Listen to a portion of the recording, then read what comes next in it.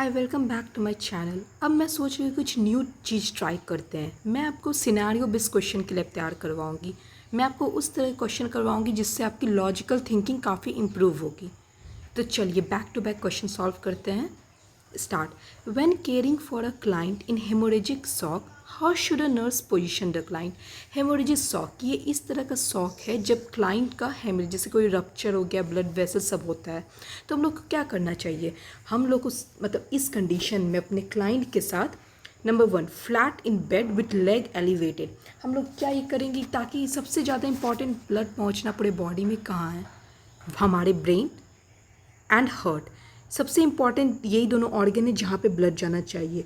तो हम लोग अपने उसका जो लेग को एलिवेट कराएंगे ताकि जो वो शॉक में रहेगा, तो उसके कारण जो लेग उनका एलिवेट कराएंगे ना, ताकि उसका जो वेनस रिटर्न है वो इंक्रीज़ हो जाए। टू इंक्रीज वेनस रिटर्न हम लोग उसका लेग को एलिवेट करवाएंगे। एंड सेकेंड चीज़, हम लोग उनको ट्रेंडलबर्ग पोजीशन में इसलिए नहीं देते हैं क्योंकि जब हेड लोअर हो जाएगा, अब आपका लेग पार्ट ऊपर हो जाएगा, हेड लोअर हो जाएगा, ये रिकमेंड नहीं है। समझ गए ना। और ये ताकि ये ना एब्डोमिनल ऑर्गन का प्रेशर भी बढ़ा देता है, जो कि हम लोग को नहीं चाहिए। ठीक। और जो सेमी सिटिंग पोजीशन ये क्लाइंट का कंडीशन और वर्स कर देती है क्योंकि ये इंक्रीज वेनस रिटर्न, ये और इंक्रीज कर देता है venous return semi sitting position. अब चलते हैं नेक्स्ट क्वेश्चन पे। दूसरा है, an adult woman has been in automobile accident. She sustain numerous lacration, a fracture tibia set by close reduction and a mild contusion. She has no apparent renal injury and is conscious. An indwelling catheter is inserted for which of the following purpose? सोचिए आप। चलिए मैं बताती हूँ, आप लोग ना देखिए 25% जो कार्डिक आउटपुट होता है वो हम लोग का रेनल पे किडनी पे डिपेंड करता है। 25% ऑफ कार्डिक आउटपुट होता है वो किडनी पे डिपेंड करता है। हाँ। सो अगर हमारा कार्डिक आउटपुट नीचे जाएगा, कार्डिक आउटपुट कम जाएगा, तो ये हम लोग का शॉक का कंडीशन बताएगा। तो किडनी जो होता है ना, क्या कहता है, kidney will produce less urine shock condition में। Most trauma victim will be catheterize. हम लोग क्यों इसको कैथेटराइजेशन क्यों करते हैं ट्रॉमा विक्टिम को, ताकि हम लोग इसलिए कैथेटराइज करते हैं क्योंकि पता चले हम लोग को कि जो उन्हें शॉक हुआ है is possible due to internal bleeding और नॉट। जो हम लोग का यूरिनरी कैथेटर होता है ये हम लोग का किडनी डैमेज को नहीं बताता है, ये हम लोग का किडनी डैमेज नहीं प्रिवेंट करता है, बल्कि ये हम लोग को बस यूरिन आउटपुट को मेजर करने में हेल्प करता है, तो मेजर यूरिन आउटपुट, ताकि हम लोग को पता चले शॉक में है या नहीं। अब next question, an adult is admitted with chronic renal failure, strict intake and output is order, the client is sometime incontinent उसको यूरिन नहीं हो रहा है। So it is possible to obtain an accurate record of output. How can the nurse best assess the client fluid. Solve करते हैं। जो हमारा जो डेली वेट होता है, ये बेस्ट वे है to assess our fluid. The best way to assess fluid is to measure our daily weight. हम लोग जो एस्टिमेट करते हैं ना, अमाउंट जो वाइड हो रहा है वो हमेशा एक्यूरेट नहीं होता है। स्किन का जो टर्जर होता है, जो टर्जिजिटी होता है हमारे स्किन में, ये भी सब इंफॉर्मेशन देता है about fluid status of our body, पर ये सबसे बेस्ट एक्सेस कर पाते हैं हम लोग बॉडी वेट को रिकॉर्ड करते हैं। सो जब भी हमारा आउटपुट हम लोग unable to measure the output, तो हम लोग जाते हैं weight of the client, body weight को मेजर करते हैं। The nurse is assessing a woman upon admission. Which data should be recorded as subjective data? Subjective और objective data दो तरह का डाटा होता है। Subjective data is a data which जो हम लोग को पेशेंट बताते हैं अपने बारे में, जो हम लोग को पता नहीं। तो objective data is the data which we obtain by seeing their condition, like measuring vital sign. हम लोग मेज़र करके पता कर सकते हैं, उनका कंडीशन देके पता कर सकते हैं। इसमें क्या, हर वेट इस इतना, ये तो हम लोग मेज़र कर सकते हैं। टेम्परेचर मेज़र हो सकता है वाइटल साइन थर्मोमीटर से। Red rash covering the back of the head, ये भी हम लोग देख सकते हैं by our naked eye. My hand is so bad I can hardly stand it. ये वो सब्जेक्टिव डाटा जो हम लोग को क्लाइंट बताएंगे अपने बारे में, पर हम लोग को ये ब्रीफ नहीं पता कैसे हो रहा है, हो रहा है या नहीं हो रहा है, बस we listen. A nurse is taking vital sign of a very obsessed individual and uses an extra wide curve. इसमें कर्व होता है वाइटल साइन में बीपी नापने के लिए। इसमें ऑब्सेस इंडिविजुअल हम लोग एक्स्ट्रा वाइड कर्व यूज़ करता है। What is the primary reason for using an extra wide curve? देखिए बीपी इंस्ट्रूमेंट में ये हम लोग को लॉजिकली सेट हो जाना चाहिए। जो एक कफ होता है हम लोग का बीपी का, अगर ये टू नैरो हुआ, नैरो कफ है, ठीक ना, तो क्या ये हम लोग को देगा, ये जो होगा ना ये आर्टिफिशियली हाई रीडिंग देगा। और अ कफ विच इज़ वाइड, मतलब जो वाइड है कफ, ये हम लोग का क्या करेगा, वाइड कफ क्या करेगा, वाइड कफ रीडिंग को टू लो देगा। पर इन सब के कारण हम लोग का जो पल्स होता है it is not at all affected at all. So हम लोग को पता होना चाहिए कि it is not the length of the cuff, length नहीं मैटर करता है कफ का, जबकि width of the cuff play a major role in BP. Width याद रख लीजिए, विथ उसका चौड़ाई। सो इसका आंसर यही होगा, blood pressure taken with a cuff that is too narrow artificially high reading. और एज यूजल पल्स पे तो कोई इफेक्ट नहीं पड़ेगा। अब चलते हैं नेक्स्ट क्वेश्चन पे। द एलपी एंड एलवी मतलब licence practice nurse note that the apical and radial pulse is order of a client. Correct way कैसे ऑब्टेन हो सकता है apical and radial purse?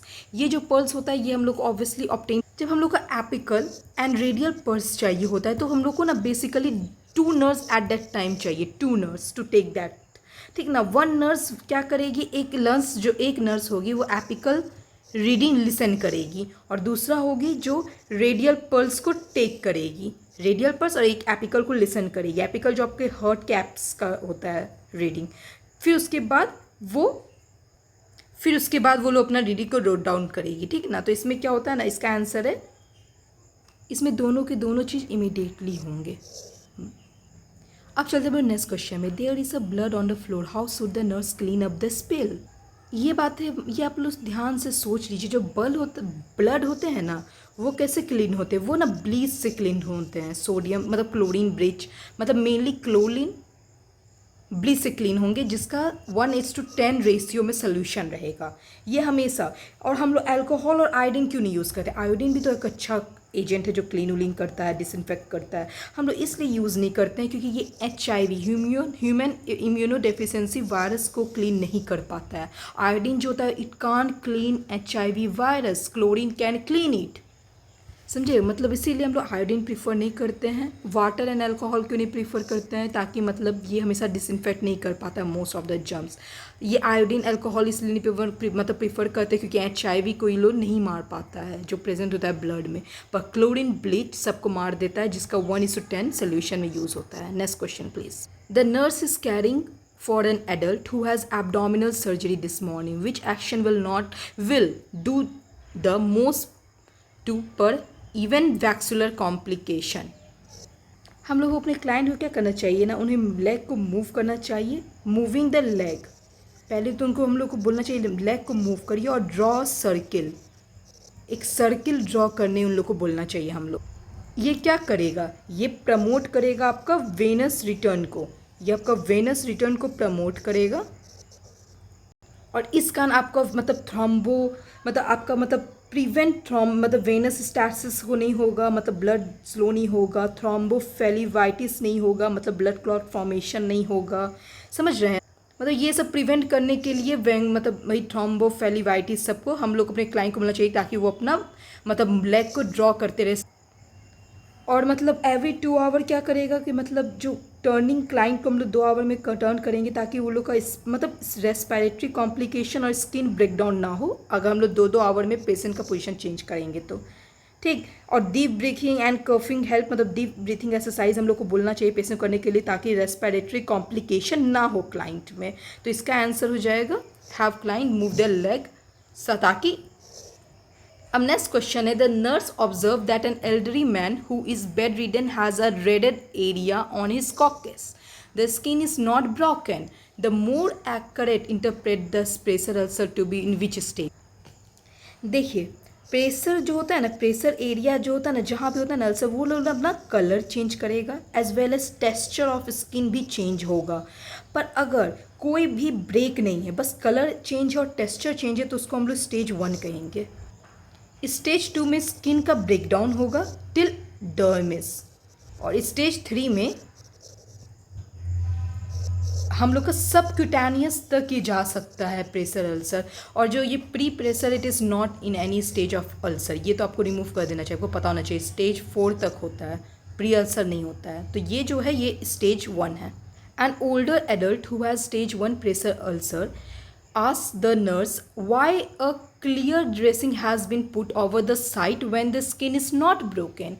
What should be the nurse inform? मतलब nurse क्या reply? ये तो हम सबको पता होना चाहिए कि जो मॉइस्ट स्किन होता है वो heal faster than dry skin. Moist skin will heal faster. ये सबको आइडिया होना चाहिए बेसिक. और जहाँ तक बात है कंफर्ट का, वो प्राइमरी रीज़न नहीं है क्यों हम लोग मतलब उस एरिया को मतलब कवर करते हैं. और ये लाइट का भी कुछ इशू नहीं है. ड्रेसिंग इसके लिए डिज़ाइन नहीं है. तो सबसे एफिशिएंट ये आंसर है, heal faster. Next, an adult is now alert and oriented following abdominal surgery. What position is most appropriate for the client? For abdominal surgery कौन सा पोजीशन सबसे बेस्ट है? ये सेमी सिटिंग पोजीशन है. ये ऐसा होता है, यहाँ है, ऐसे है, फिर इनका लेग ऐसे रहता है. ये पोजीशन है क्लाइंट का. ये जो पोजीशन होता है ना, ये अलाउ करता है for greater thoracic expansion. Thoracic expansion ये पोजीशन बढ़ा देता है. और ये जो होता है ना, हम लोग का ना हेल्प करता है ताकि जो सूचर साइड होगा उसमें लेस प्रेशर हम लोग अप्लाई करें. पर जो सुपाइन पोजीशन होता है वो प्रेशर डालता है सूचर साइड पर, वेरी अनकम्फर्टेबल होता है जिसकी एब्डोमिनल सर्जरी पेशेंट के लिए supine position. Prone is not contradicted. Prone एक कॉन्ट्राडिक्ट पोजीशन है फॉर एब्डोमिनल सर्जरी पेशेंट. तो इसीलिए हम लोग सेमी सिटिंग पोजीशन करते हैं. ये प्रेशर घटा देता है, थोरैसिक एक्सपेंशन में बढ़ा देता है. Next question, the LPN has delegated the task of taking vital sign to an unlicensed assistive personal. Which instruction should be most appropriate? ये सोचिए, लॉजिकल है. देखिए, नर्स को हमेशा ना स्पेसिफिक इंस्ट्रक्शन देना चाहिए क्योंकि उन्हें पता नहीं है कि क्या है. मतलब अदर चॉइसेस जो यहाँ पे बहुत सारा चॉइस दिख रहा है, जैसे ये ये उन्हें पता नहीं है मतलब वाइटल साइन क्या है, नहीं होता. मतलब 8 AM लेना है, रिपोर्ट एनी एबनॉर्मेलिटी सब नहीं है, आई एम एनी प्रॉब्लम, ऐसा नहीं है. हम लोग उनको स्पेसिफिक ही बोलना चाहिए. Tell me the blood pressure reading और ओवर इतना और अंदर इतना. ये स्पेसिफिक है, ये बताइए. उसके बाद हम आगे का आपको इंस्ट्रक्शन देंगे. Following a carinotomy, the nurse position a client in a semi-reclining position of which reason? Carinotomy होता है एक ब्रेन का ऑपरेशन. सेमी रिक्लाइनिंग पोजीशन को हम लोग सेमी फॉलो पोजीशन भी बोलते हैं. ये हम लोग इसलिए देते हैं ना ताकि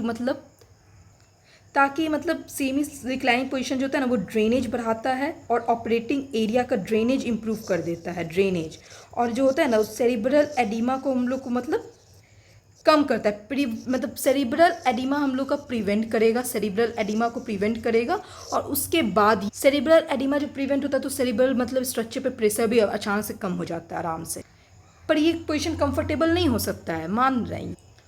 एज मेजर गोल जो कैरिकोटॉमी का होता है तो प्रिवेंट सेरिब्रल एडिमा, जिसके लिए हम लोग का सेमी रिक्लाइनिंग पोजीशन बहुत ज़्यादा हेल्प करता है. इसलिए इसका आंसर है to promote drainage from operative area. The client has just return to the morning care unit following in hemorrhoidectomy. What order should the nurse expect? इसमें नर्स क्या करेगी ना, क्लाइंट को आइस पैक अप्लाई करेगी. Ice pack surgical area में on the day of the surgery. से इस जो सिच बात होता है ये आपका मिली पेल्विक बात होता है. ये कब होता है ना, following day of surgery, not that day of the surgery. Following day हम लोग ये स्टिच बात को बोलते हैं. और ये आपको हमेशा दिमाग में घुसा लीजिए. जब हम लोग का सर्जरी होता है ना, रूम को हम लोग कोल्ड देते हैं फॉर फर्स्ट 24 आवर ताकि पेशेंट को जो एडिमा ना हो. फिर उसके बाद उसको वार्म देते हैं after 44 hour to promote healing. Okay, so following day तो ये क्या करेगा, ice pack to the surgical area. Next question क्या है, a cooling blanket is order for an adult who has temperature of इतना, द नर्स एक्शन एप्रोप्रिएट. देखिए हम लोग कूलिंग ब्लैंकेट डालेंगे क्योंकि उनको टेम्परेचर हम लोग को कम करना है. पर उसके बीच में ना एक क्लाइंट और ब्लैंकेट के बीच में एक और सिट को हम लोग को डालना चाहिए ताकि फ्रॉस्ट बाइट प्रिवेंट हो सके. ठीक है ना. ये हम लोग ऑयल लगा सकते, पाउडर लगा सकते ताकि उसका स्किन ड्राई रहे. जो हम लोग ब्लैंकेट डालें, ऑयल यूज़ कर सकते, पाउडर यूज़ कर सकते हैं. पर हम लोग को हम लोग को क्लाइंट को चेक करते रहना है फॉर फर्स्ट बाइट. और उसको एवरी 2 आवर में क्लाइंट का पोजीशन चेंज करना है, ना कि 10 मिनट में. तो ये गलत है. 2 आवर में हम लोग को एसेस करते रहना है. Okay, thank you. मैं ऐसे ही आपके लिए बैक टू बैक क्वेश्चन लाते रहूँगी. उम्मीद करती हूँ कि आपकी इससे थोड़ी लॉजिकल थिंकिंग आपकी बढ़े और कुछ नहीं. Thank you, bye bye, take care.